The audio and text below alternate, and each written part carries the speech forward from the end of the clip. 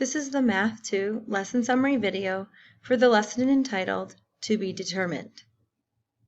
In Lesson 7, To Be Determined, the purpose of this lesson is to determine if quadratic functions can be written in all the three forms that we have studied so far: standard, vertex, and factored form. We will discover that not all quadratic equations actually have x-intercepts and discuss what this means about our factored form. We also discuss the fundamental theorem of algebra, where any polynomial to an nth degree will have n roots.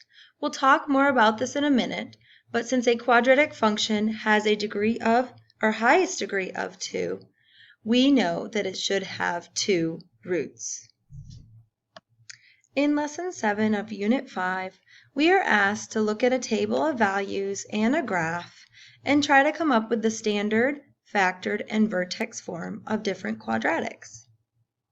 Examining number 1, we can see that the x-intercepts will be the points -3, 0 and -1, 0, as this is where the y values are 0 for our functions. So we know our x-intercepts are -3, 0 and -1, 0. Based on our prior knowledge in this class, we can use these solutions to write our factors as x plus 3 times x plus 1. So we know that our equation would be y equals the quantity x plus 3 times x plus 1. In order to get standard form, we know that we can multiply out the factored form. So if we multiply our standard form of x plus 3 times x plus 1 and we distribute, we will get x squared plus 1x plus 3x, which is 4x, and 3 times 1 is 3. Therefore, our standard form is y equals x squared plus 4x plus 3. The other form we've talked about in this class is vertex form. Recall that the general vertex form is y equals a, x minus h squared plus k, where h and k is the vertex. We can see from this graph, as well as from our table, if we go to -2, -1, we see that is our lowest point in the table. So our h and k will be -2 and -1. We can plug that into our formula and we will get x minus a -2 would be plus 2 squared, and then minus 1 is our k. Remember, there are two ways we can get the a value. We can get the a value by looking at the graph. From the vertex we go over 1 and up 1 times a, so we can see that our a is 1. So we'll replace this, and of course we don't need to have a 1 there. We can just keep it as y equals x plus 2 squared minus 1. The other option is for us to pick any point on the graph. Let's say we pick the point 0, 3, where x is 0 and y is 3, and we plug those in for y and x to solve for a.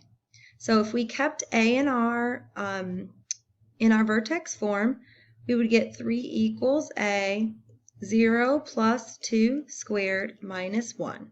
And when we solve that, we would add 1, so we're going to get 4 equals 2 squared is 4. So when we divide that, we also see algebraically that we get 1 equals a. So there are multiple ways to do this one. So our vertex form is indeed this equation here. So then we move on to number 2. And in number 2, if we look at the table to try and find our solutions, we can see that our 0 value for y would be between here about and here. There's no 0 in the table, which means that our solutions will be irrational.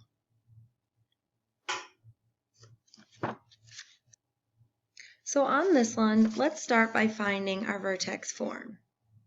We can see our vertex is the point -2, -2. So we can plug that into our vertex form, and we would get x plus 2 squared minus 2.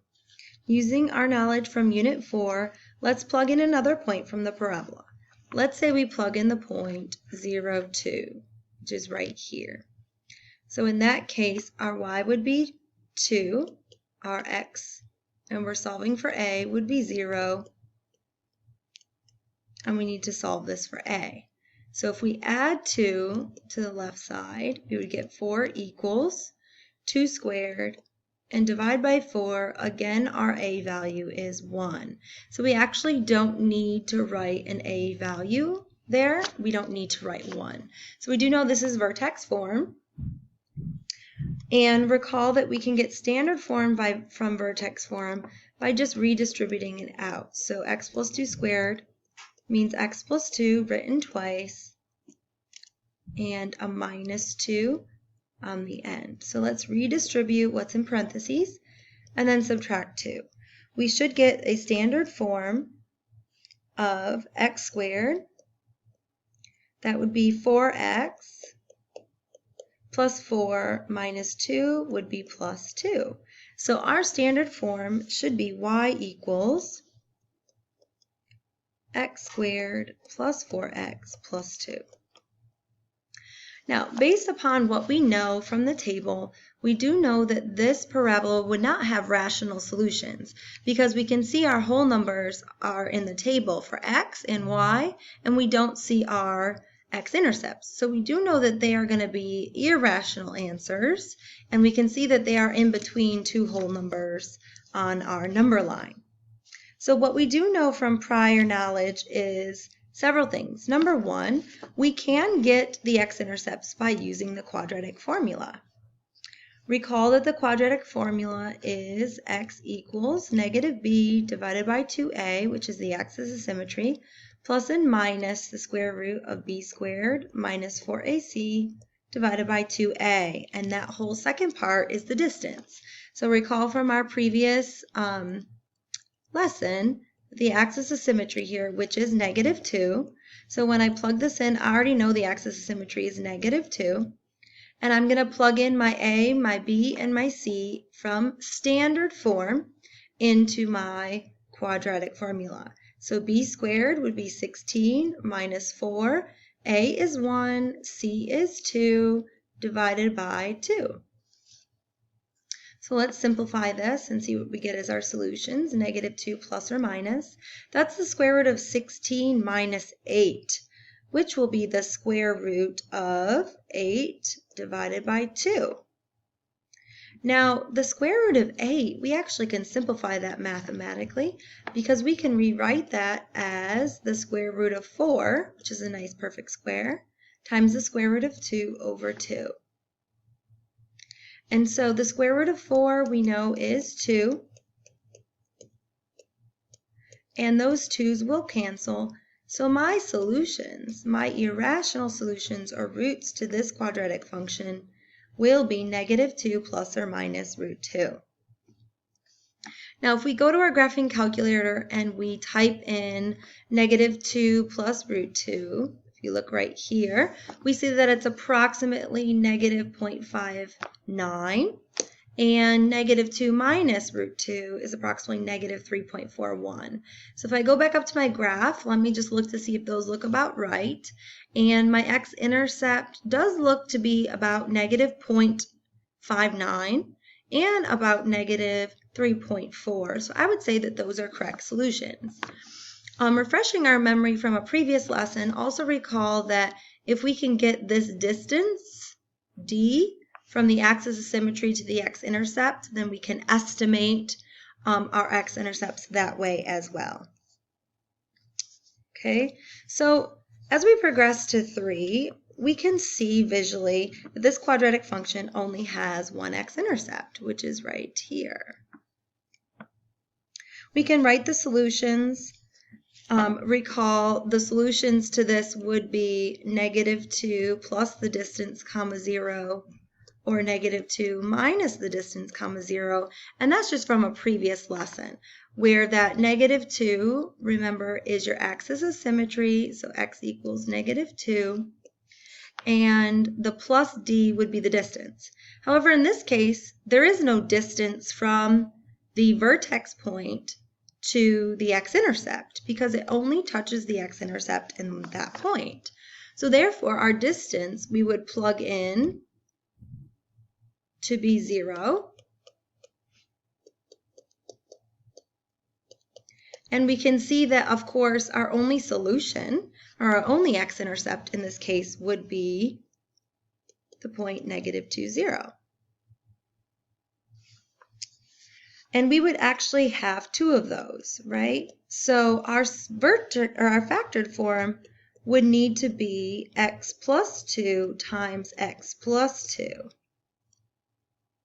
Now, is there another way? That would be our factored form.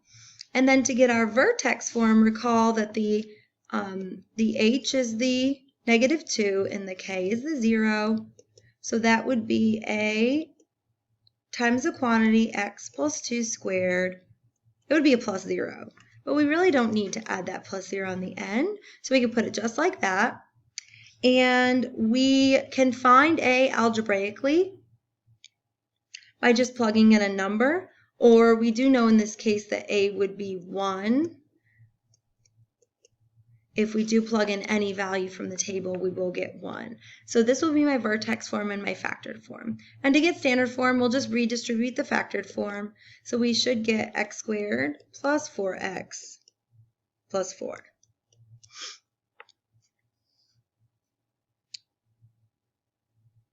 All right, so now let's move to 4.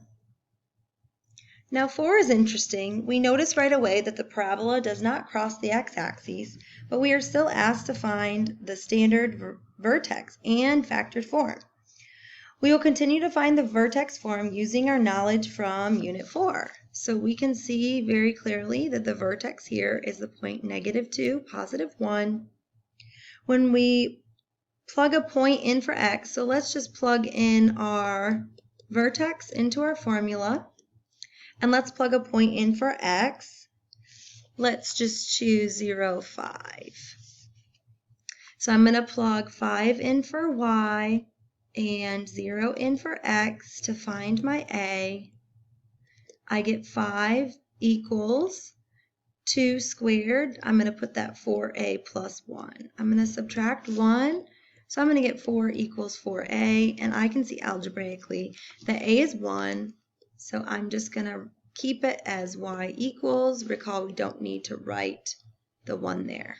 Okay, so there's our vertex form. And again, to get our standard form, we can FOIL that out. So let's do that up here. We're going to write x plus 2 out twice and FOIL it out, or distribute. Prefer the distributive property terminology. So x squared plus 4x, and plus 4 plus 1 would be plus 5. So there is our standard form. All right. So now we are asked to get factored form. The way we know how to get our x-intercepts for a quadratic function that does not cross the x-axis is we're going to use the quadratic formula. So what I'm going to do is I'm going to take this equation in standard form, and I'm going to move along to another page, and we're going to work through the quadratic formula. Okay, so I've written my a, b, and c values for number 4 here, and we're just going to plug it into the quadratic formula. I will get -4 divided by 2 times 1 plus or minus the square root of 4 squared minus 4 times 1 times 5 divided by 2 times 1. So we're going to simplify. -4 divided by 2 is -2. Plus and minus, let's simplify what's under the square root. We will get 16 minus 20 divided by 2. So when we subtract what's under the square root, we are going to get -4. Now that -4, we can simplify into -2 plus or minus the square root of 4 times, let's just leave a -1 under the square root because we know the square root of 4 is a nice perfect square. So let's see if we can just rewrite that. And the square root of 4 is 2. And that's nice. These 2's will cancel. And x equals -2 plus or minus the square root of -1. So that is telling us what our x values are. If we use our same knowledge from our prior units and we try to write these as factors, recall that you just switched the sign when you're writing it as a factor.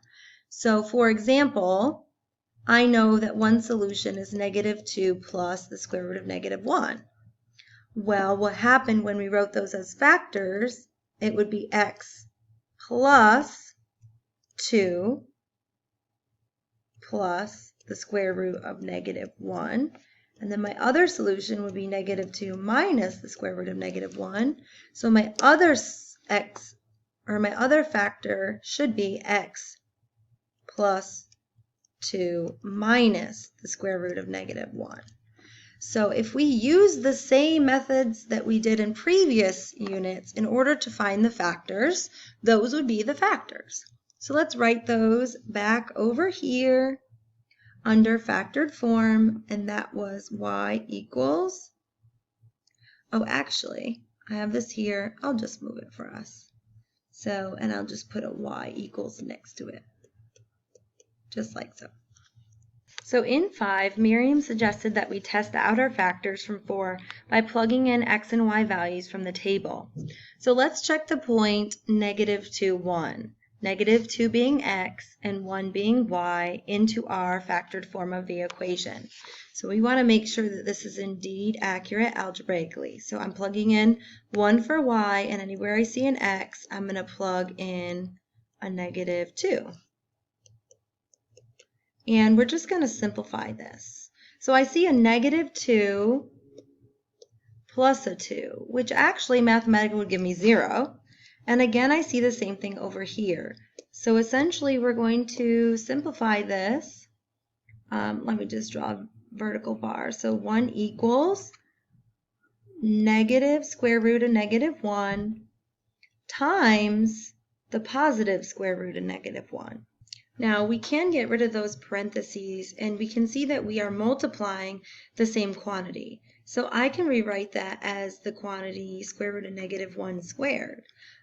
This is nice because the square root and the square will cancel out, so that I'm left with 1. Let me scroll down. 1 equals negative times -1, which is 1. So it does check. So our factors are accurate.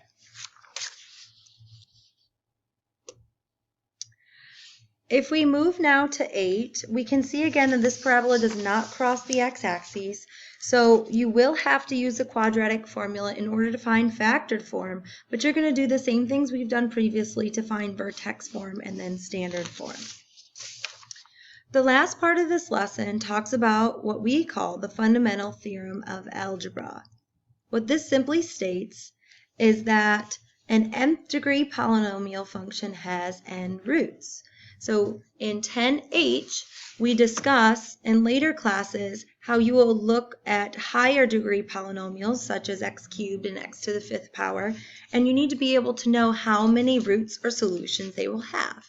So the nice thing about the fundamental theorem of algebra is that the highest degree will actually tell us how many roots the polynomial has. So a cubic function should have 3 roots, whether real or imaginary. So in this question, we are focusing only on quadratic functions. And we are asked, do they all have 2 roots? And so what we said was, yes, they do. And they are either real or